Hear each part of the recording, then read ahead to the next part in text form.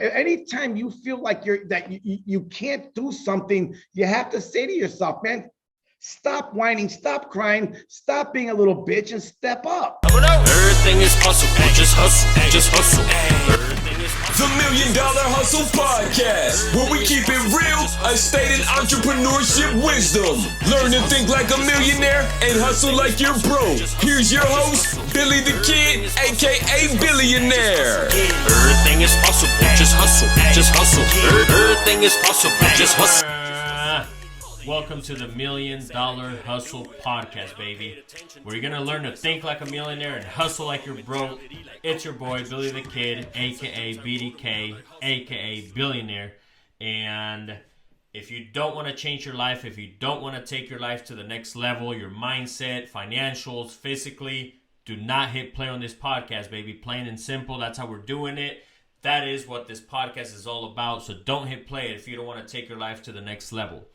Today, I am super excited because the person that I have on the podcast is actually somebody that joined my Get Uncomfortable Mastermind group. He is part of the Mastermind group. And also, it's crazy because I was just sitting here thinking, getting off the recording with him, that, he was the first one that signed up for my one-on-ones through the Mastermind. So on the Get Uncomfortable Mastermind, I offered the one-on-ones, and he was the first one that signed up. So shout out to VCG, and that tells you a lot, because a lot of people, and we have different age groups in the group, but he is one of the older ones, one of the ones that have been through a lot of these seminars. And matter of fact, he calls himself a seminar junkie, and I love that because he has invested in himself. You'll hear it on this episode. The point that I'm making is, if that doesn't tell you anything, then what does, right? And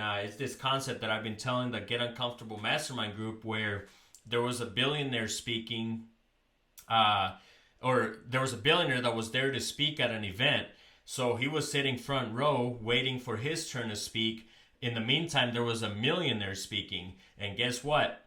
The billionaire was writing down notes, taking notes from that millionaire. And the point that means is you always have to be a student, because guess what? That billionaire learned something from that millionaire. It's something that we talked about on today's podcast as well. And that right there, because the person that I have on the podcast is somebody that has taught me a lot of things, because I'm a student as well. I'm a student at heart. So it's just this great chemistry that we got going on. And every time I see this man, it's always a good time. So today I have Victor VCG from Chicago.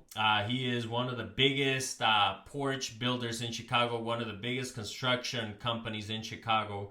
And we're going to get into that. Before we get started, I just wanted to give you guys a quick update. The lending company has been taking off. Shout out to everybody that has reached out to ask about lending for their projects. We do provide lending for real estate. So if there's a real estate deal that you want to get lending for, hit me up. It is the 18%. It is just a typical lending structure. We help you walk through the actual project too, so we make sure that the money that you're getting makes sense for that project. So if you guys are interested in any hard money lending, hit us up. We're definitely taking on loans for real estate. So that company is great. And then other than that, let's see, what else do I have going on? I feel like there's a lot of great things, thanks to God. There's a lot of great things. I want to send a shout out to Doug from One Shot One Life. I was just on the podcast here, on the radio, and the podcast is out everywhere, so shout out to him. Thank you for having me on. It was a great time. We always have great conversations. You have to get together with people that have a bigger mindset, that are thinking outside the box, that are positive, and that was that experience right there. We also have one more opening in the Mastermind, and the other spot sold out quick. So if you're interested in joining the Mastermind, make sure you hit up info@billythekid.com so that way we can consider you joining the mastermind. It is not for everybody. It is a small group. We're trying to purposely keep it a small group so that way we have access to everybody on there. But one more announcement. My one-on-ones actually sold out too for the year, so shout out to everybody that's doing the one-on-ones with me. And the reason why I'm shutting it down is because I want to give my time to the people that are doing the one-on-ones. Now, if you're interested in joining the one-on-ones for next year, we already started to get a waiting list going.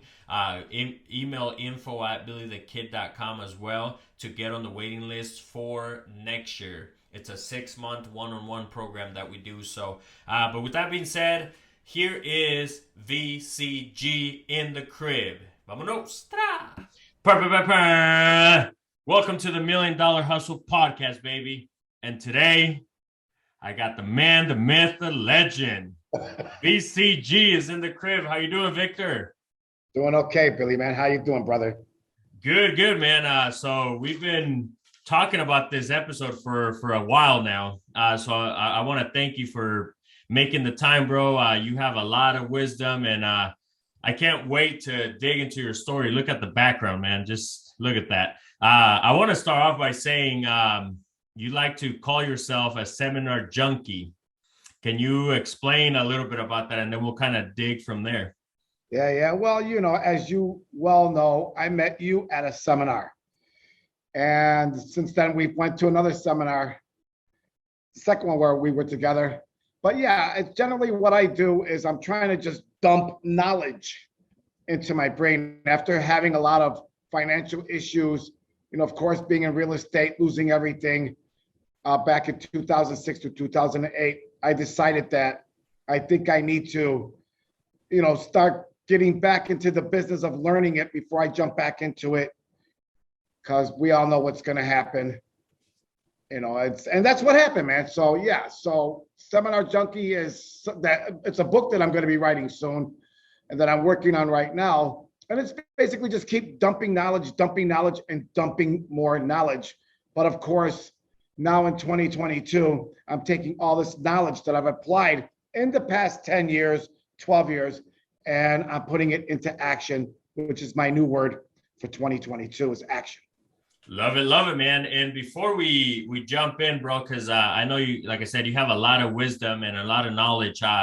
Let's take it back so people get to know you. If you could tell us, where were you born? How'd you grow up? How was just the environment overall growing up? Yeah, so you see my face kind of cringed when you talk about how I grew up. It was rough, man. It was rough. Of course, we lived in the inner city. I was chased home from school almost every single day from elementary school. As a matter of fact, first grade, we never went to school. We used to hide under people's porches. Literally, never went to school. When the bell would ring, we would walk home like we went. So it was tough growing up, man, in a neighborhood that was actually changing from white to African American. We moved in and we were chased home every single day, I guess, because of our skin color. But then mom was on welfare and dad, wherever he was, wasn't in the picture until I was a couple years old. My mom met a man that took care of us, which is our stepfather. So, again, growing up inner city on welfare was the norm. It was the normal thing. We thought this is the way life was, until I got a little older and as you just grow, you just see that there's something better out there in life, man, than just the welfare thing and the buddies that you hang around with, man. So.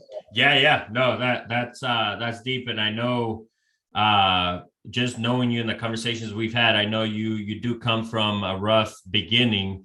And also, I guess if we could fast forward a little bit, once you went to high school and all that, have you always been in Chicago? Because that's where you're at right now, right? Well, I actually live in the suburb of Chicago. I work in Chicago. And again, the reason I got into the suburbs is I had to pull my kids out of the neighborhood. We're Hispanic. And when I was younger, Billy, people would knock on the door and, hey, somebody's head just got blown off. Hey, somebody just got shot in the stomach. There was always this story, and I was always afraid, man, of this happening to my stepkids and my kids. So I pulled them out of the city to save their lives, also to save my life, you know, because I'd kill one of these bastards if they ever hurt my children. You know what I'm saying? So I got digressed there for a second. Yeah. So I live in the suburbs, but I work in Chicago. Chicago is my stomping grounds. It's my farm, bro. Right. And so let's fast forward a little bit then. So obviously Chicago stomping grounds. What was, before you dive into what you're doing now, was there any businesses that you did prior to what you're focusing on now? No, basically I was lucky that when I was 14 years old, I met a guy in the neighborhood that took me under his wing from the first year of high school. And every day after high school, I would go and do some painting, patching, drywall work at this guy's house. So I was lucky through high school, I at least worked, and I always hustled through high school, you know. So that was one thing that I could say that, and I always hustled since I was a kid, hanging at the supermarket, carrying people's groceries home, you know, some type of little something to always make a few bucks. I used to collect bricks and get 10 cents a brick, you know, so there was always this little side hustle, you know, but that's basically how I made my money. But in construction is where I made my living and figured this is a pretty good business that I'm in, and that's why I'm in it still to today. Nice. So what was your first company then, officially, the first LLC that you formed? Well, it was illegal. The first company that I formed, it was called Handyman Inc. And I never knew that Inc. meant incorporated. And somebody told me, hey, this is illegal because you're not an LLC. And I never, of course, had any checks written to Handyman Inc. So we had to cross that one out. The first company I did actually have was the Gonzon Construction Company, which is the porch business that I'm in now. And it's been Gonzon Construction for quite a few years. Love it, man. Yeah. So to kind of start getting into your story, with where you're at now. So the whole construction thing, I mean, first of all, you're a student. That's definitely one thing that I've learned from you, is that no matter what it is, what's happening, you are a student at heart. Can you explain how important it is to be a student first? Well, of course, you know, when you go to grammar school and you go through high school, the last thing you want to do on the day that you graduate high school is ever pick up another book. And I found out in life, man, that's actually when it's time to start being a student. Because now we have, you know, there's no college ahead of me. There's nothing ahead of me. But the studying it's just self-education, self-development. I learned after I got out of high school, if I was to get ahead in life, I needed to, again, pick up CDs, tapes. Well, back then it was tapes and books if you're planning on getting ahead or want to get ahead. And I saw that the road was opening and my life was changing once I started getting into a higher education for myself. Again, not a formal education, but an education of, you know, just learning how to better run businesses, and just how to be a better person overall. Because as you grow in business, if you know nothing about business, you're going to have a hell of a time. You're really going to have a really, really hard time. You're going to be fighting with your customers. You're going to be fighting with your employees. You know, your business is really not going to go anywhere. At least you don't think it's going to go anywhere. But to elevate yourself, man, you have to educate yourself. And that's very important. Love it, man. And obviously, how we started the show was letting people know, like, we met in these seminars. So that's how important it is. Can you touch a little bit about some of the seminars that you've been to? And actually, let's kind of work our way through, because if you look at that background that you have back there, man, you have some great pictures back there with great minds. Let's back up. What was the first one that you ever went to that you invested in? Well, the first seminar I ever went to was way back in the 80s, and it was actually Amway. And Amway used to sell soap and home products. The problem is you have broke friends and they can't afford half the products you got to sell. And of course, you also got to sign them up and they're not motivated to do anything. So that didn't work out too well, but at least got me started. I would hear the words like prospect and entrepreneur, and seminars. And I didn't know these vocabulary until I went into my first, I was in Amway for about a year or so. And that's actually where I started learning that there's these seminars out there that you can go to and listen to people and listen to their stories, that are getting ahead. And then there's people that, that have things just happening. There was a guy called Diamond Jim. And Diamond Jim was a guy that was really doing very well in the Amway business. And those stories, man, just stuck in my mind. And as I grew, they were in the back of my mind, even though I wasn't doing anything, but still just working in construction, I knew that there was still more out there for me. And I knew the seminar route was the way to go because, again, there's nothing in the neighborhood. There's, nobody's doing anything. Even if I throw a seminar, nobody shows up. Maybe one or two people at a seminar, and it's free. People just are not into this. But then we've learned as growing that there's this 95%, then there's this 4%, there's 3%, there's 2% of the crowd that's going to do something with their life. And I'm glad I've joined that 5% crowd.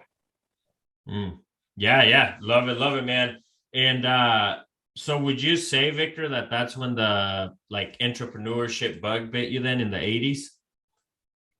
Yeah, exactly. Even though the entrepreneur bug, that's when it bit me, but I still didn't know much about it, didn't care too much about it, and but the one story is that I was what really changed my mind is I read or listened to these cassettes called Lead the Field by Earl Nightingale. And I was walking by a car one day and I was kind of a little bit of a thief. And I looked in the back seat of the car and I saw these tapes. Now, I didn't know what these were. I'm thinking maybe some type of dance music, George Lamont, TKA, but it was none of that. It was actually motivational tapes by a guy called Earl Nightingale, Lead the Field. And I would pop a tape in and he would start talking about attitude and motivation. And I would toss the damn cassette in the back. I don't want to hear this shit. Let's go party. Let's get high. Let's do drugs. You know what I'm saying? But little by little, I started popping the tapes in and started listening to the tapes to where I finally completed the whole series. And it totally changed my life, dude. Totally changed my life. I knew that there was more out there. And I knew that the only excuse I had was myself.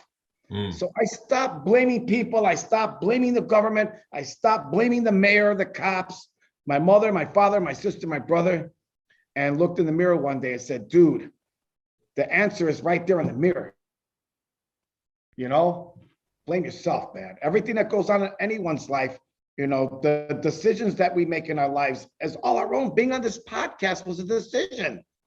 Nothing's easy. This is uncomfortable. For somebody to ask you questions about your past, sometimes, like I say, I made a face because you brought me back into the places I don't want to be and never want to be again. But those places brought me to where I'm at today. I just was able to take advantage of some of the things that came in my way, or got in my way. God put those cassettes. He had me steal those damn things. He saved my life.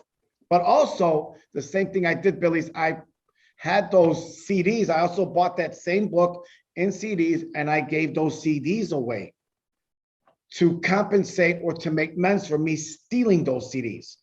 You got me? Mm-hmm. Well, I knew a person that needed them and I said, here, take this, you can have them, to help him out. And I never seen that guy again. I asked for him back and never seen him again, but that's okay. Man, yeah. No, that there's a lot of wisdom in that. And before we continue on, Victor, and just because you touched on those cassettes right there, what is one book that you have read? Because we have Book of the Week on the podcast, and what's one book that has changed your life? Maybe an older one, a newer one that you just read, but one book that comes to your head that you kind of live by. Well, it's Robert Kiyosaki, Rich Dad Poor Dad, Mm. and his story of how his dad worked for the government, and how his dad worked for the government, but his rich father, the guy that he would go over to his friend's house and visit, worked for himself. And the differences in how they talked and the words around the dinner table. And when I first met you, the first thing we talked about was days off and those acronyms that we say when we work for somebody. What is it? What was that one, Billy? The one that so yeah, let me kind of tell the story. It's funny because I was out of town, and it was like on a Monday, and I was with the family during the summer, and I remember I can't remember, you called me, I called you or something, and we started talking about it, and I was like, oh yeah, I'm out here, blah blah. So you started talking about how you're like, you know what, those are the kind of people I want to be around, where it's not like, oh, and the word was PTO. You were like, right. PTO. And if you could touch a little bit on kind of how that conversation went, because I love it. I definitely understand where you're coming from. So go ahead. Right. So, again, working for yourself and running your own business and working to be an entrepreneur, there's language that I guess people that work 9 to 5 have. And I'm sitting at a table with a bunch of people. I guess they're all working. Their conversation was, PTO, vacation, 401k. And I'm like, what the heck are you guys talking about? I know nothing about this. But I've come to find out that's actually, and I hate to say it, language of the poor. Mm. Rich people do not talk about paid time off. Rich people don't talk about 401k. If rich people talk about 401k, it's called self-directed 401k. They're doing something with their money. They're not letting somebody else control it. I ain't worried about paid time off. For anything, if I take time off, I ain't getting paid. And Victor, with that being said, how do you feel if somebody was to come to you right now and say, money isn't everything, Victor? Well, try explaining that to them when it's time to pay the rent. Try to explain to the landlord why you can't pay the rent. Explain to the phone bill why you can't pay your phone bill or your gas or your light. Money is everything. What I found out is money is energy. And without energy, you're not getting anywhere. Right now, one of my goals is to save a certain amount. I don't want to tell the guys here how much I'm trying to save. But the problem is now is that while I'm saving it, it's like, what the hell am I going to do with it? You understand? Now you start thinking of the luxury things, the cars, the watches. And I'm like, no. I have a goal to stack. It could be real estate. It could be to expand my business. I have no idea. But the ideas start coming, when the money starts coming in. Yeah. Like you said, money is energy. Money is everything, bro. Money is everything. It's very important in life. Try living without it.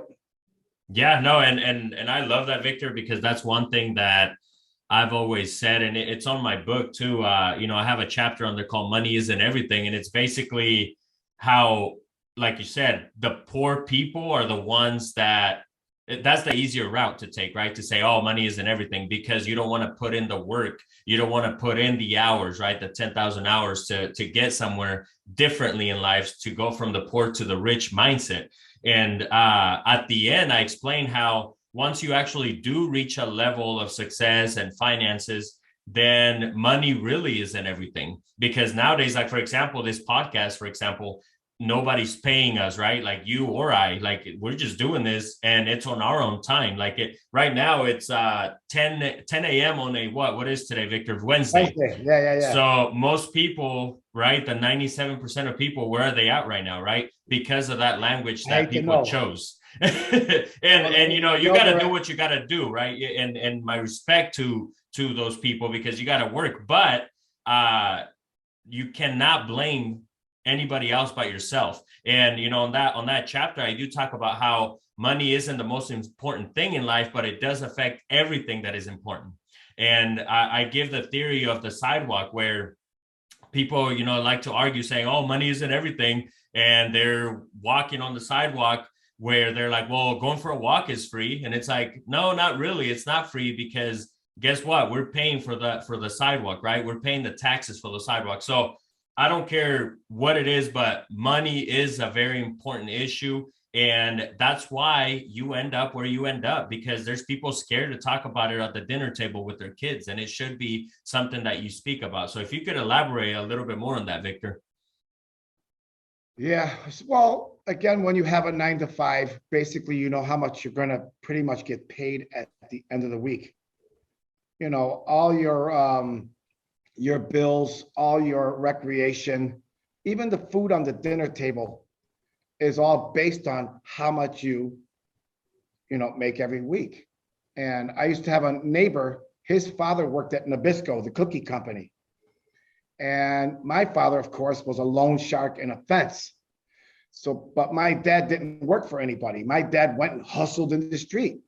But one thing I saw about my dad is that he was always there for us because he didn't have to punch a clock. So he put in his own time. He would leave at 9 and come home at 2.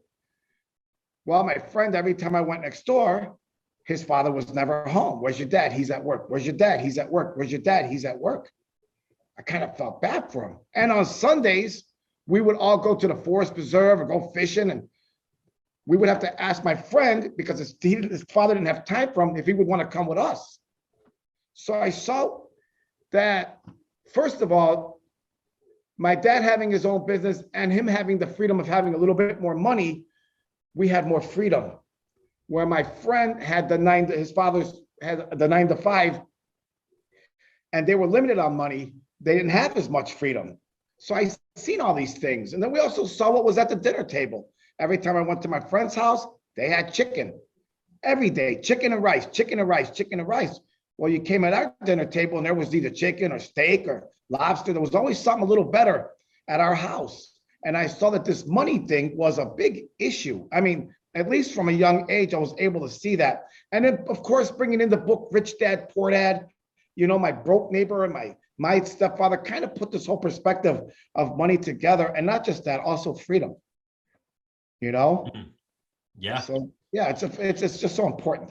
Yeah. No. And if we could kind of touch a little bit about that aspect, because you're big on the people that you hang around with, and you could put them in different fields, right? Like you could say the 97% of people, the 3% of people. I like to say comfortable people and uncomfortable people. I like to be around uncomfortable people that are always putting themselves in different situations. You mentioned poor, rich. However you want to distinguish it, how does Victor choose who he hangs out with? Actually, I was talking to my sister this morning about that, about how as we get older, we have less friends around us, and the friends that we want to choose now, honestly, are friends. And I even told her like this, I'm like, hey, I'm sorry, but if you make $50,000, $75,000 a year, I doubt we're hanging together. I doubt we're hanging together. Now, there's nothing wrong with you becoming a student, okay? If you come to me for advice and you're trying to get ahead, we can talk. But our mind, the level that we think at, is just totally different when you start to grow. When you start to grow and you start becoming, you're doing $100,000, $200,000, $300,000 a month in your business, and your friends are still making $3,000. As I start growing, I start getting away from them. Well, you don't just get away from them; you grow away from these people, because again, the language is totally different. Retirement at 65. Who's retiring at 65? Okay, there ain't no company I'm working for. I'm not getting no benefits that I can think of. I just, it's not happening. So yeah, and so what you want to do is you want to start seeking out people that are doing better than you. I'm here at 10 o'clock on a Wednesday morning with somebody that I know that's I think he's doing a lot better than I am. You understand? And I'm giving this guy credit for that. Okay. His lifestyle and my lifestyle is totally different. Maybe I have more freedom, but I'll tell you right now, the lifestyle that I'm living now, I would never ever exchange it for anything. I truly believe I'm totally free. Now, can I walk away from my business? No, I'm not that free yet. You got what I'm saying? And like I told you about, and I tell people honestly, I'm gonna tell you guys honestly, it's cash flow properties. I don't have any right now. I got rid of everything because of a recent divorce, and I'm planning to start all over again. But this time I know once I step my foot in the door, I can accelerate the process because I know exactly what to do. Mm-hmm. And you were part of the, like you were investing in back in 2008, right, Victor? Can you talk a little bit about that? Well, I started investing actually back in, my first property was a 3-flat in the city of Chicago called Humboldt Park. And the 3-flat, somebody owed me $6,000. The guy had a $100,000 mortgage on the building. And he just told me, hey, look, I don't want the property no more. I don't want to deal with the tenants no more. How about if I just give you the building, just pay $1,000 a month? And I'm young. I think I was about 30 years old. I said, yeah, sure, I'll do it. But as we were going, my ex-wife was like, oh, you got to get rid of that property. I don't want you over there. And of course, me being a little pussy, I had to listen to her, and I let the property go. And that property, it's 100 grand right now. It's probably worth 750. You know, it's beautiful. It's 750. So, you know, but it's okay, man. It's all right. I had a 3-flat that I paid. Well, I offered the guy 100. He goes, I like you. And because your middle name is Victor, no, because my middle name is Victor and your first name is Victor, I'll sell it to you for 80. I'm like, cool. I took this other 3-flat, put 100 grand into it, Billy, and it sold for 420. So that was another real estate experience. And of course, when you're in real estate, you start getting this money and you're not thinking of 1031 exchange. You're not thinking of taxes. You're thinking of Bentleys and Go watches and eating great and vacations. That was the big mistakes that I made, you know, but it's okay, man. It's all a learning process. I have no regrets. And then there's of course been several properties throughout that I've had, you know, since that, besides those 2 buildings right there. I had a 16-unit apartment building that I was partnership in with a lady. And Billy, after putting $70,000 in this building, that lady drove me nuts to where, that was a gnat, to where I just walked away, bro. I just walked away from the building. I says, ma'am, you could have everything. I don't want nothing to do with you no more. And walked away. And, you know, so shit happens sometimes, man. Yeah. And I want to bring it up, Victor, because this speaks volumes of the whole student thing. And because I'm the same way, you know, I learned every day from you, right? Like, but I want to bring up that you are part of my mastermind, the Get Uncomfortable Mastermind.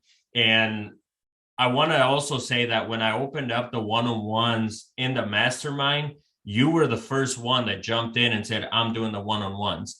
And I feel like that speaks volumes. There's something about that. And that I feel like that is why your success level is up here, because you're always learning. Can you speak a little bit about that? Well, like I heard somebody say this one time, Billy. There was a billionaire listening to a millionaire speak. And somebody asked the billionaire, why are you listening to the millionaire speak? You're a billionaire. You don't need to hear him. And the guy looked up, the billionaire looked up with a pen in one hand and a paper in another. You understand? And said, that man up there has something that I could use. You understand?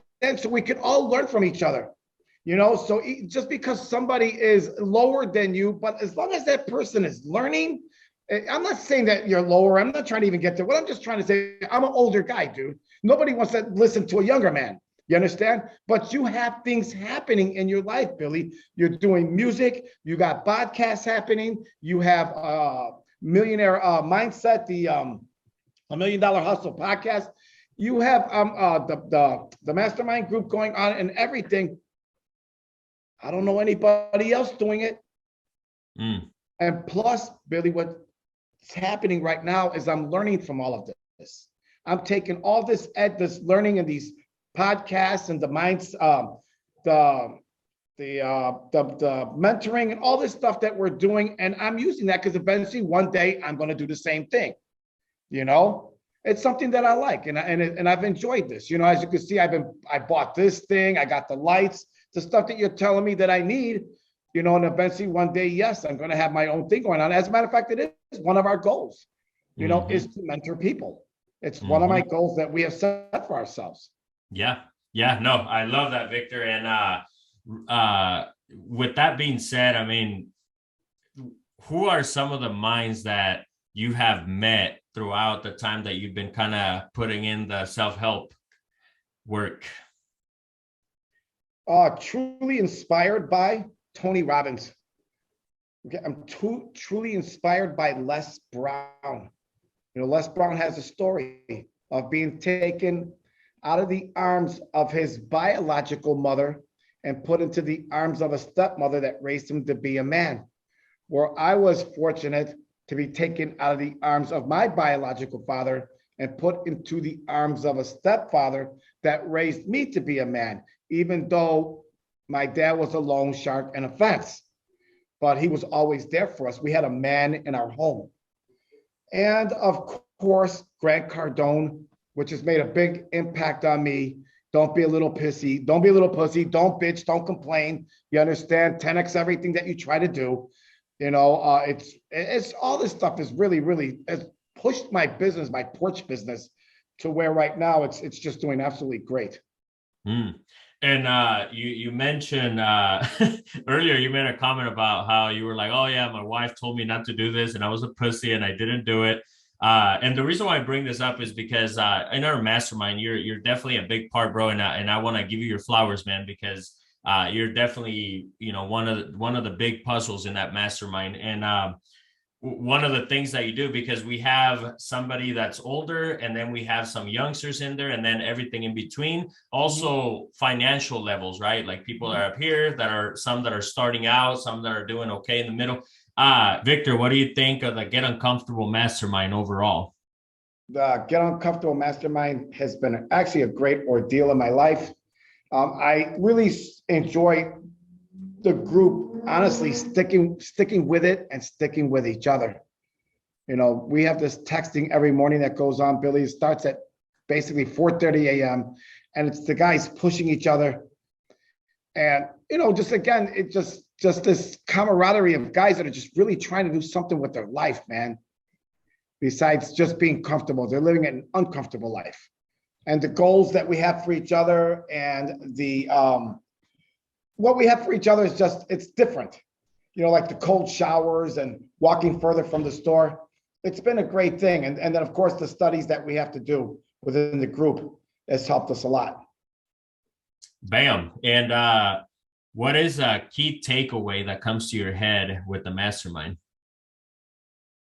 The key takeaway is actually about being uncomfortable, dude. It's about, if you really want to be successful in life, you have to do what the other 95% is not willing to do. Man, even picking up a penny, bro, is uncomfortable. But it did show me or talk to me about the value of money, you know, where I would just walk by and leave it. But then, hey, man, you know, get uncomfortable, pick it up, brother. But it's still money, dude. Right. And then I guess overall, what are some things that you have learned so far?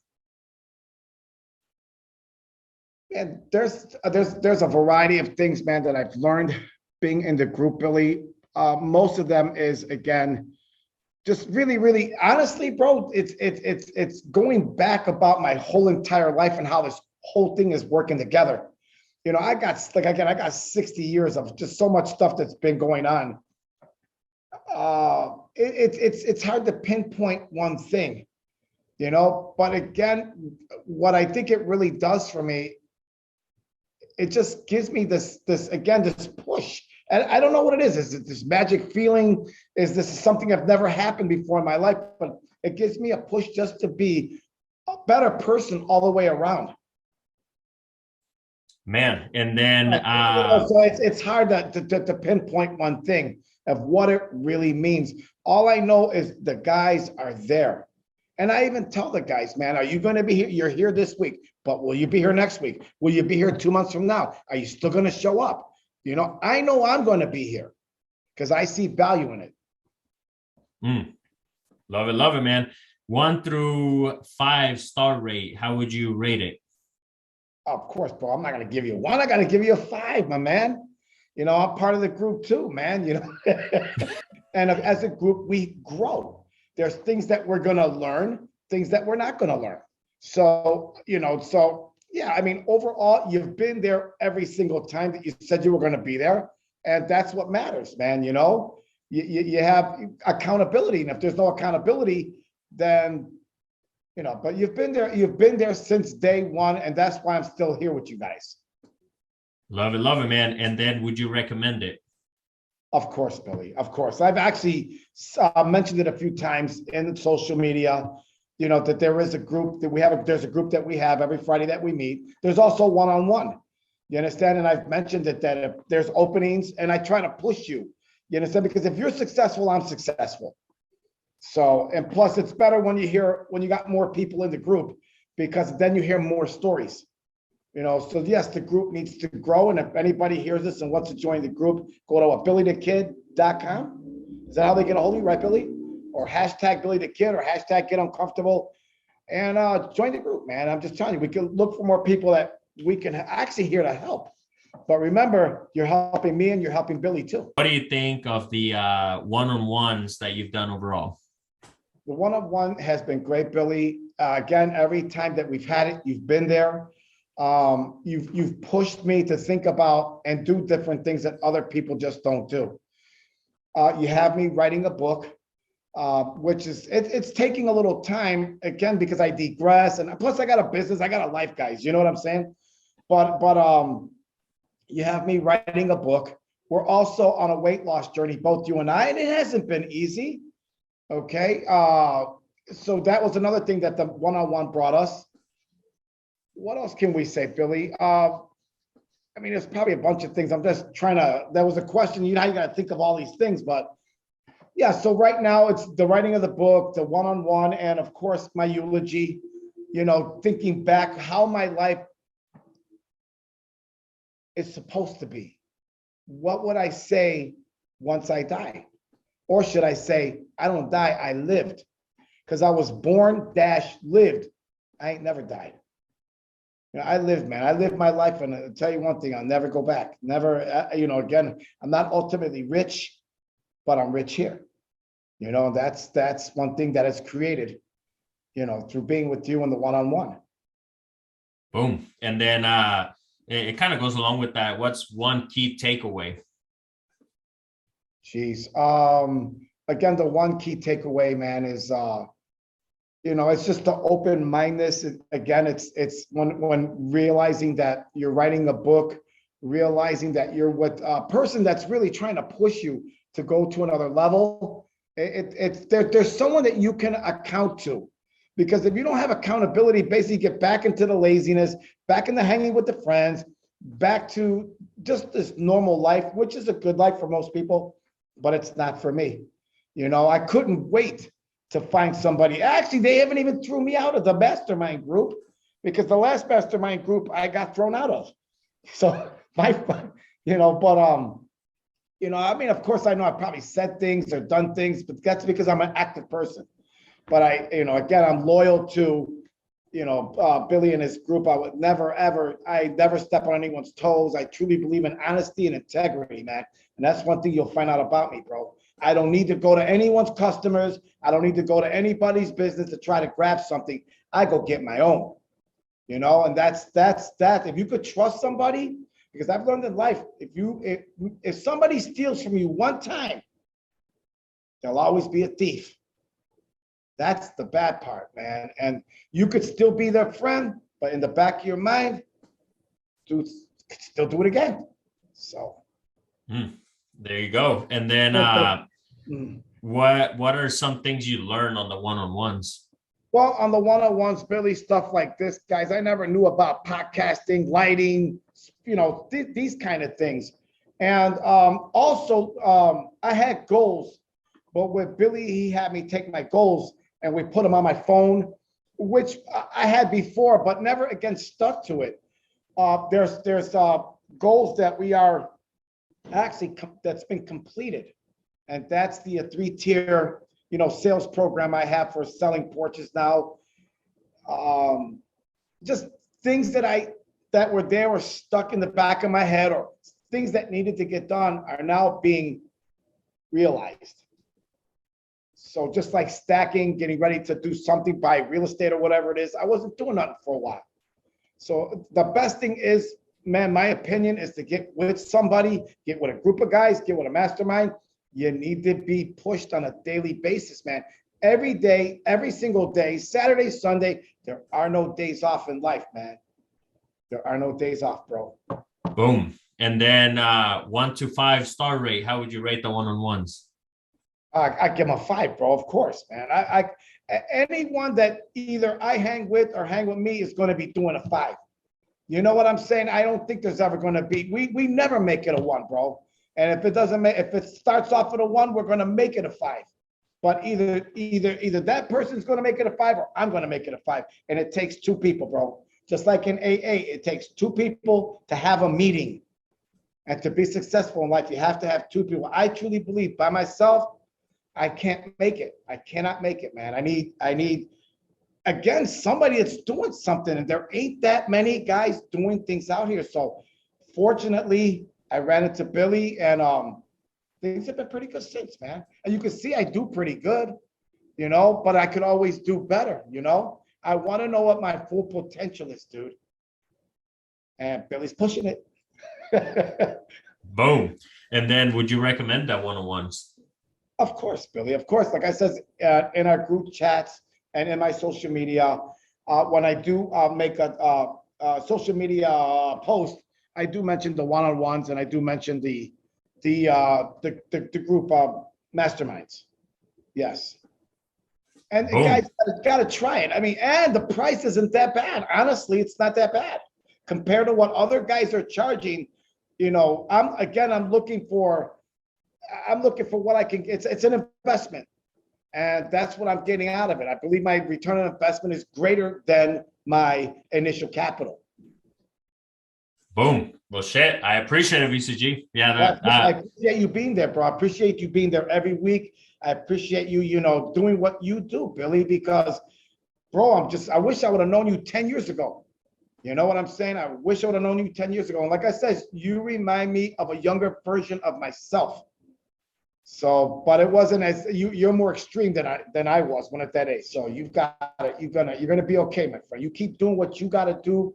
You're gonna be just fine, bro. And I'm just telling you, I've seen your podcast with guys everybody's crushing it, bro. And every single podcast that you had, everybody's crushing it. Everybody's doing something different. Either they're doing great in wealth, or they're doing great in life, or they're doing great with their family. It's everybody that you're surrounding yourself with is successful or becoming more successful. Boom.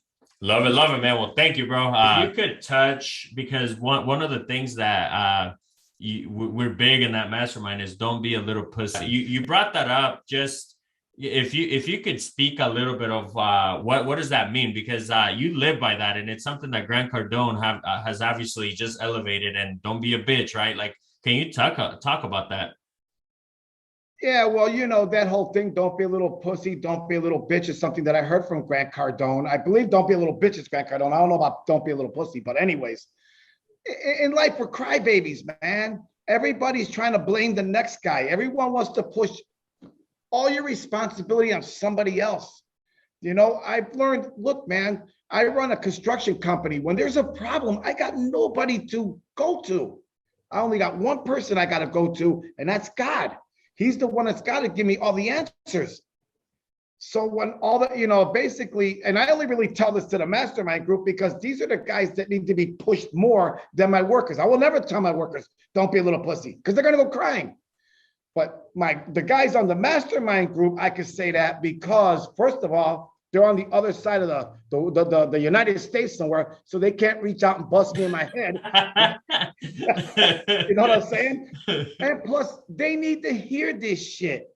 They need to hear that, that it's true, man, that anytime you feel like you can't do something, you have to say to yourself, man, stop whining, stop crying, stop being a little bitch and step up, step up and be a man.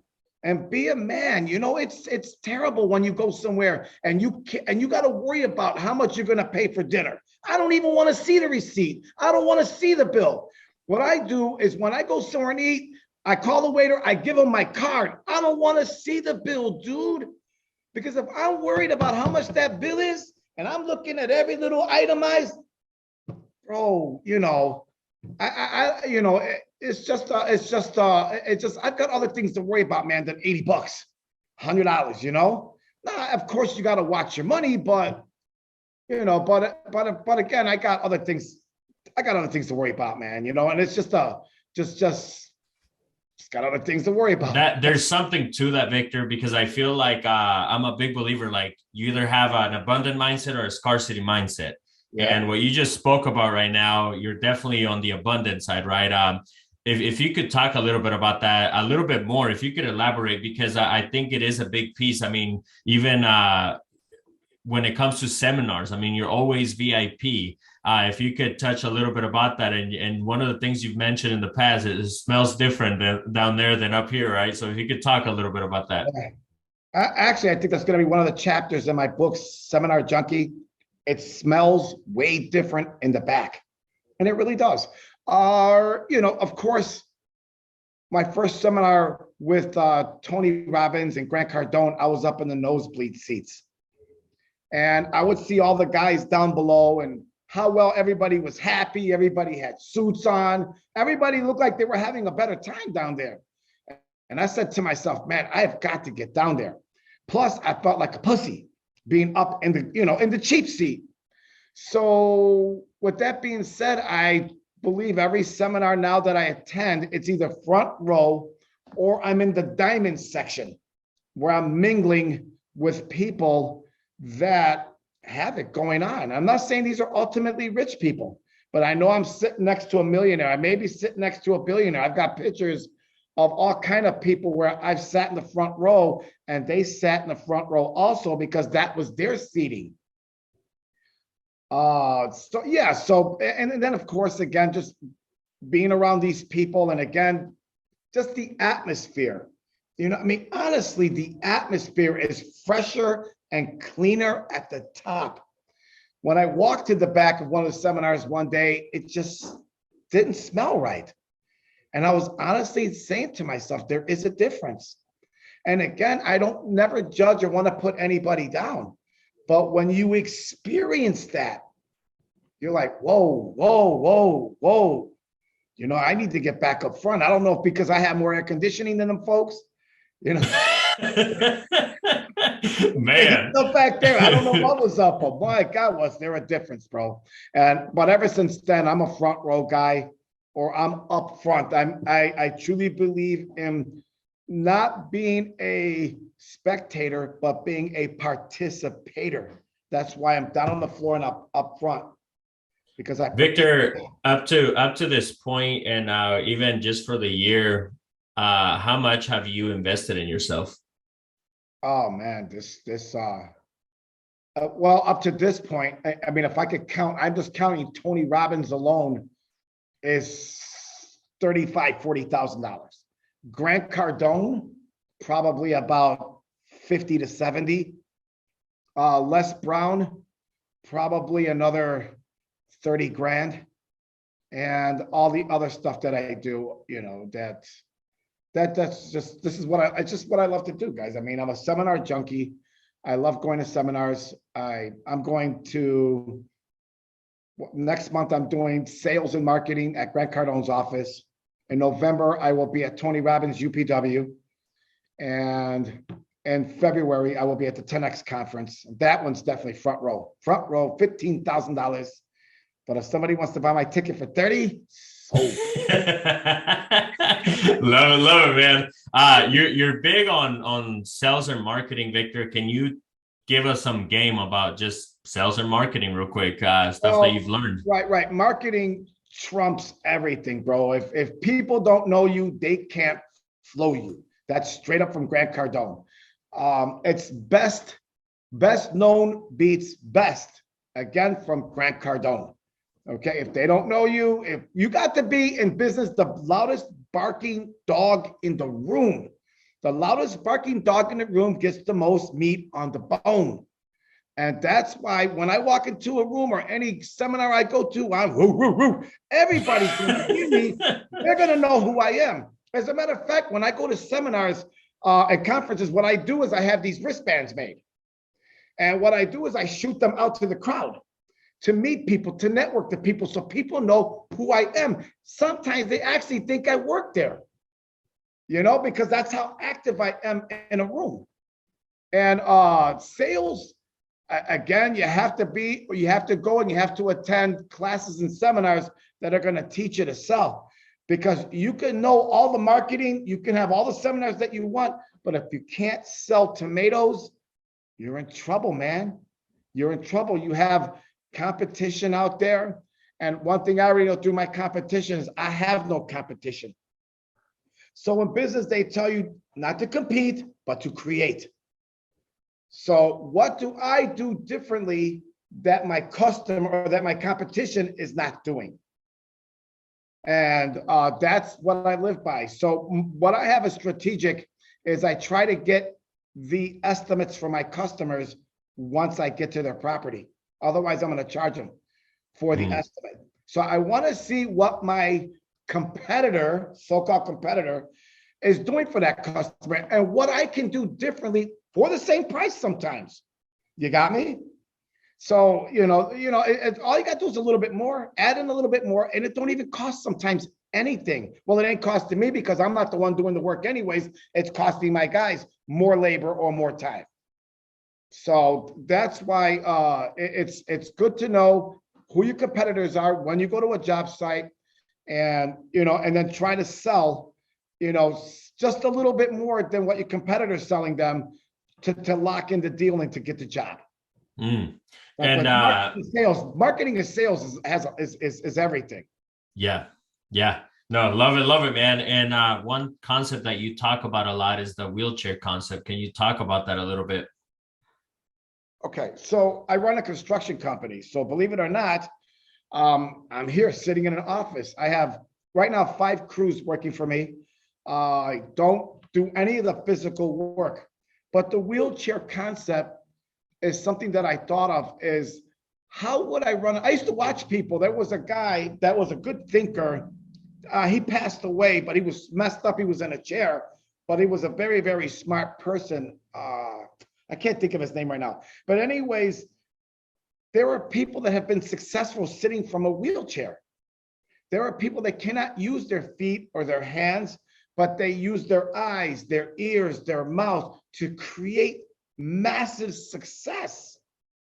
And it takes sometimes, guys, one of your 5 senses to be missing for the other 4 senses to be stronger. And what I found out that if I can't physically lift a board, if I can't physically build a porch, how would I do it? How would I run my business? And so that's when I thought about the wheelchair effect, basically being a cripple.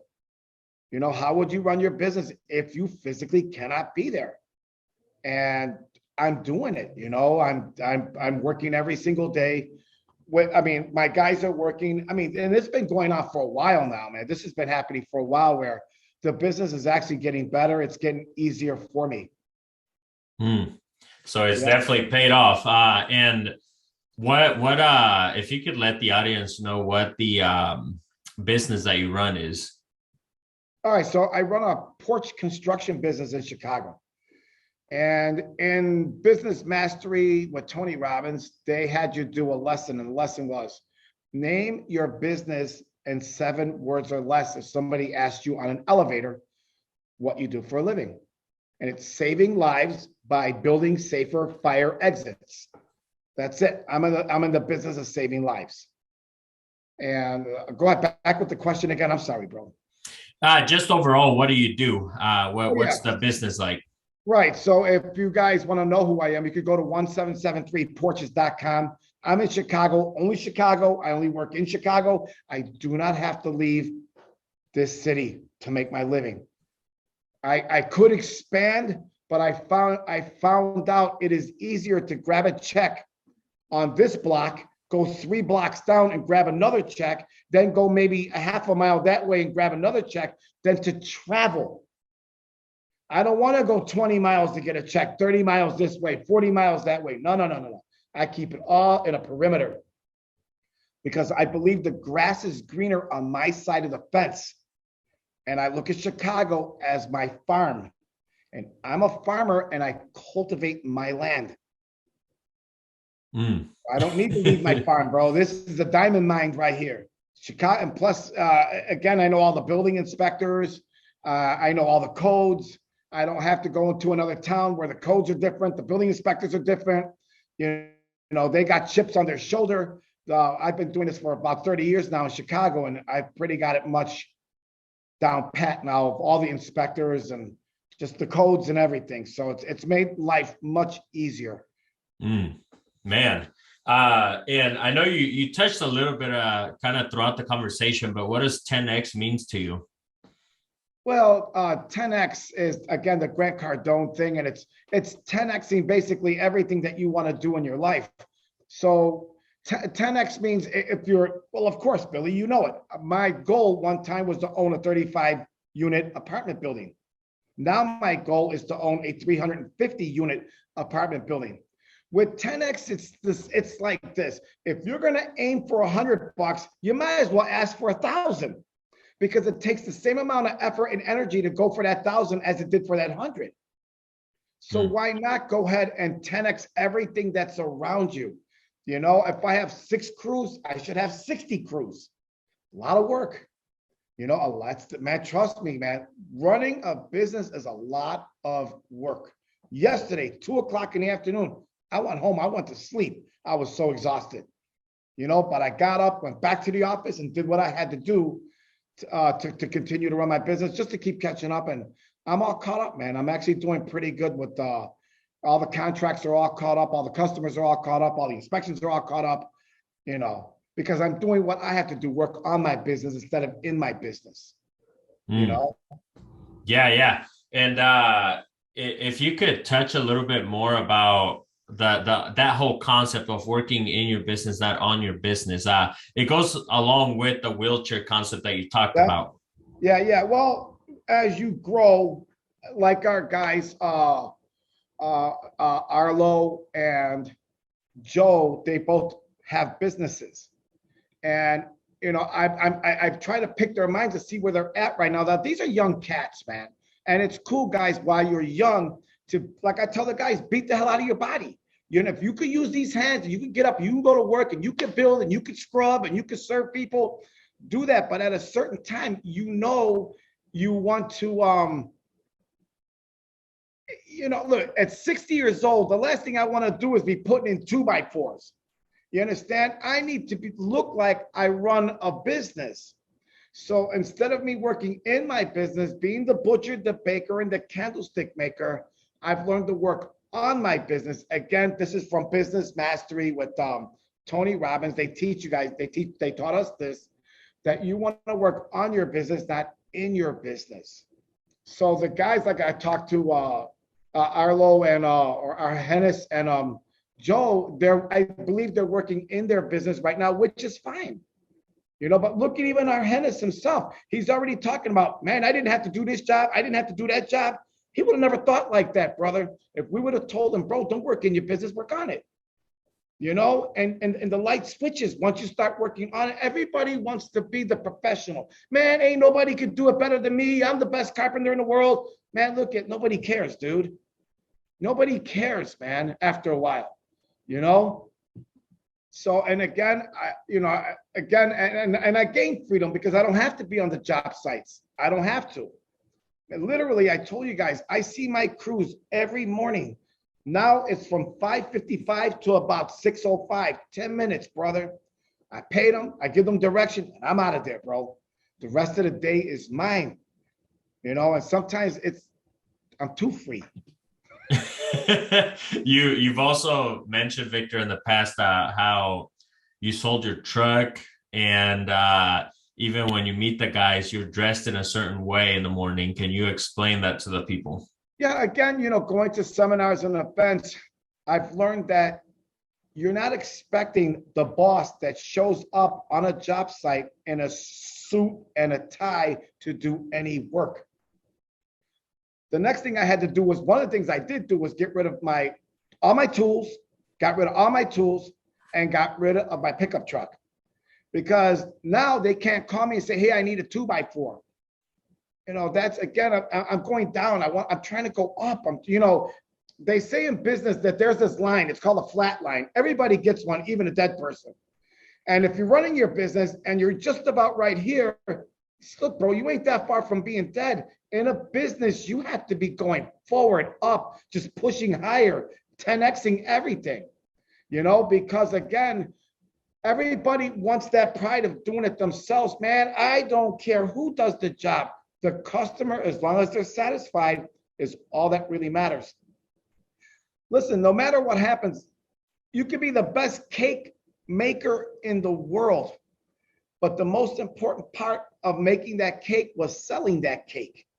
If you can't sell the cake, who cares how well you can make it? So my job is just to sell the construction services. Okay, now the guys have to do the work. And of course, I got to pick and choose the crew that's going to take care of that customer and that customer's needs. I have customers that don't care how things are built. It's a rental property. They're in court. They don't care what it looks like. I have other customers. This is their personal home. This thing has to look like the bomb, So that's basically it, man. So love it, man. So much wisdom, Victor, like always. And I just want to ask you, like, what's happiness to you, Victor? Yeah, happiness. I have a granddaughter, man, that's 6 years old. I have another granddaughter that's like 12, and two daughters. So these are the most important things in my life right now.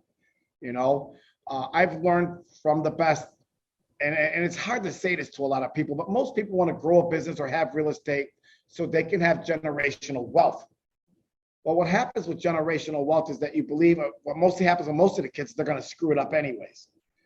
So I believe right now, happiness is to take whatever I'm making and enjoy it with my family, having the best experiences now while I'm alive with them. My daughter, one of my daughters, well, both of my daughters drive cars that I signed for, and they're not suffering. My one daughter has a house that I bought. It's a house, $6,000. I paid for a house, bro, and the house is worth 85. Hey, that's a home run right there. I just gave her the house. Here you go. And the other daughter took my $60,000 Jaguar. Man. but you know what, man? The kids are going to school. They're both able to come back and forth to work. They're not leaning on me. Gimme. And not struggling and not suffering, and able to just live the little bit of life that God has given me, the little bit of freedom that I have. The most happiness I really truly believe is I'm not stuck to a 9-to-5 job making somebody else wealthy. I could just tell you this, Billy, if back in the day, if I could have got a job and it was a great construction job and it was something that I would love to do every single day, maybe that would have been okay. But unfortunately, I worked for a company, it closed down. I worked for another company, they moved away. I worked for another place, they shut down. Like, what the hell am I going to do? There ain't no jobs, or at least any jobs that I can get that's stable. So, but my freedom right now, my happiness right now is my business.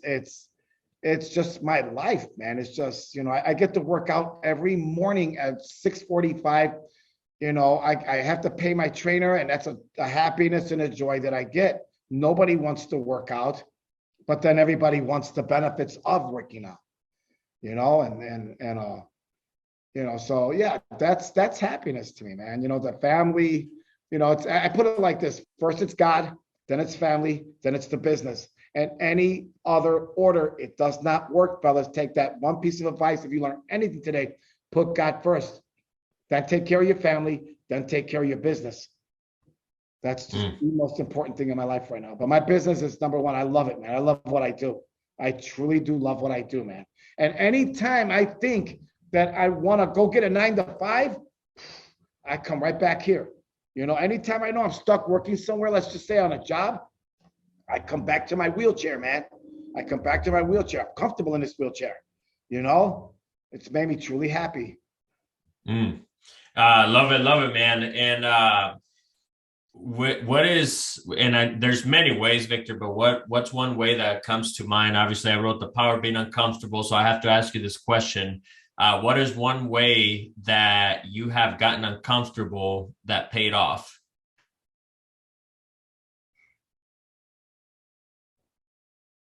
Man,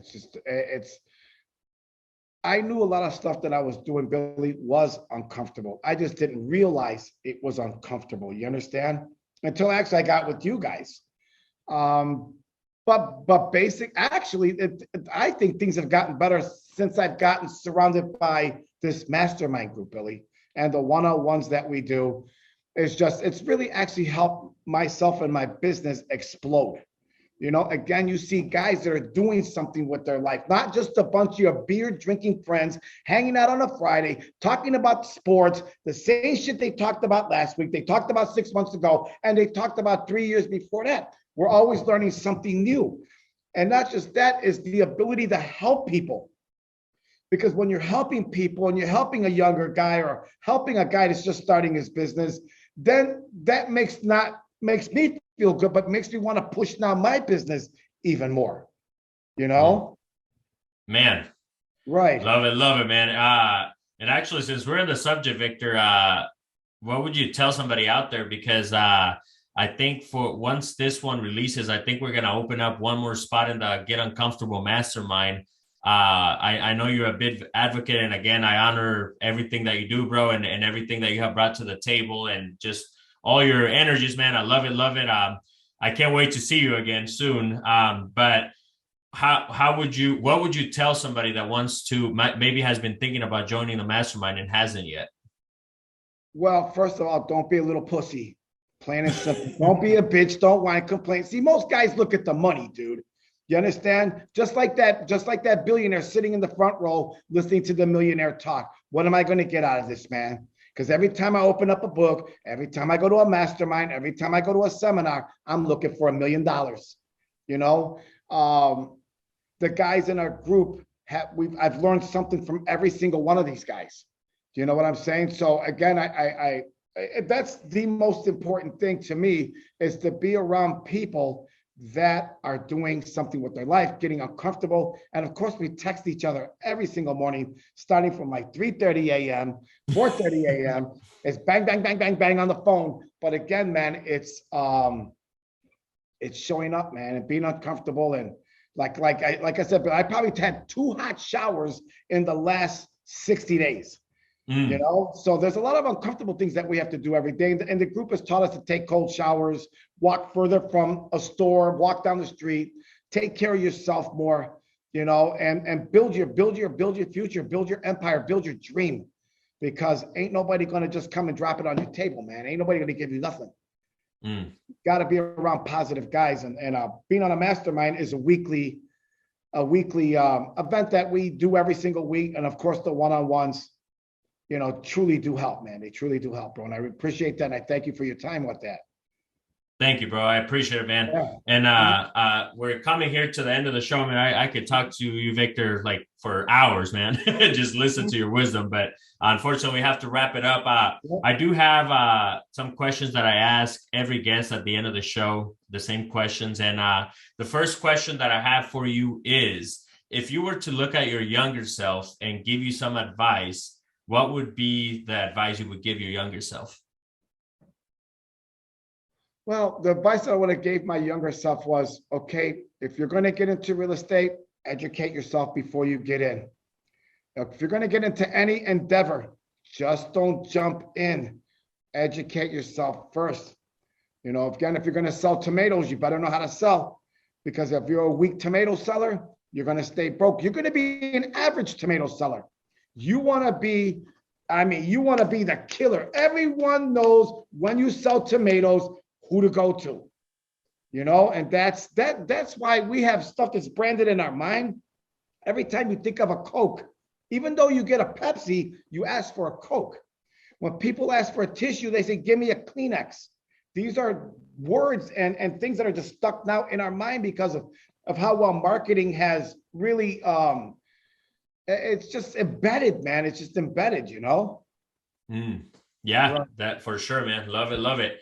And the next question that I have for you is, if there was a 3-step formula to success, and if you do these 3 things, you're not going to fail, what are the 3 steps?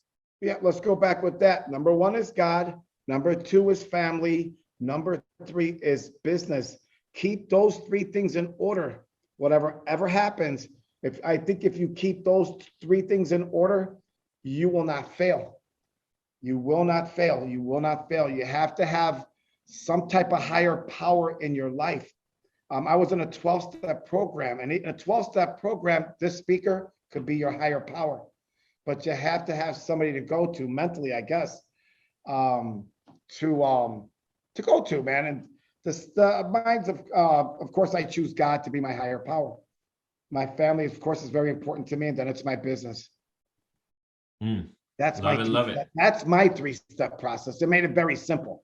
Yeah, no, for sure. And the last question that I have for you, VCG, is, obviously it's something that we're working on for sure. The question is normally, if you were to write a book, what would be the subject and title? But you're actually on that path of writing a book. So if you can describe what the book will be about and all that, and just give some info without giving it all. Well, again, it's the book that's called, it's going to be called Seminar Junky, and me and Billy came up with the title of the book. And of course, I'm putting 10 chapters together. It's not easy writing a book, because when you write a book, how could you say you diverse? You want to write 1 chapter and end up writing 5-6 pages.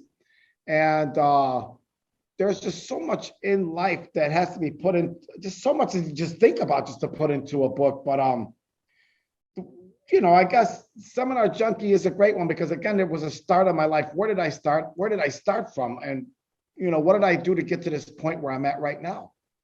It's, and again, there was, I posted on our page, when I was young, I used to hang with crooks.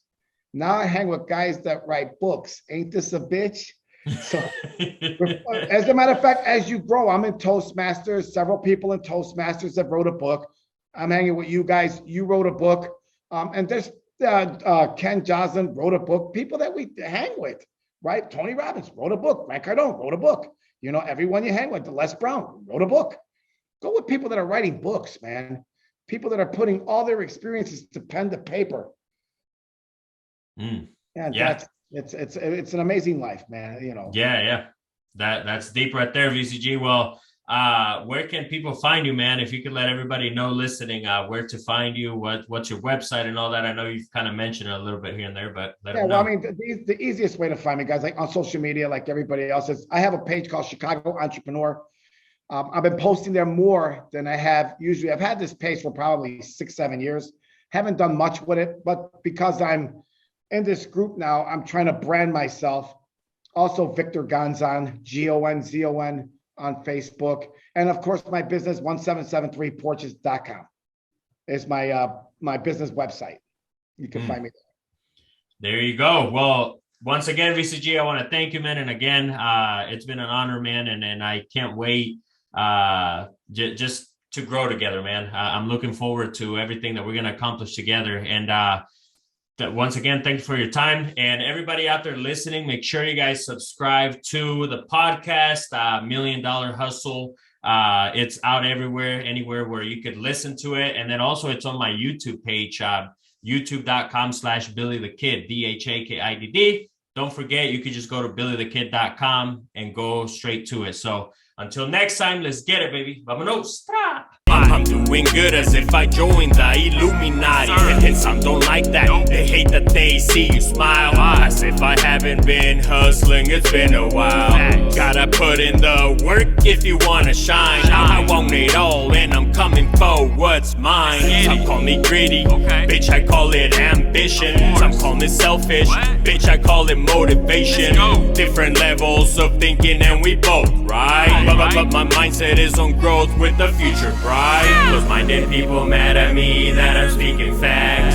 Or maybe could it be that I'm getting racks? Open your mind, gotta open it to receive. I'm always 10 toes for what I believe. Close-minded people mad at me that I'm speaking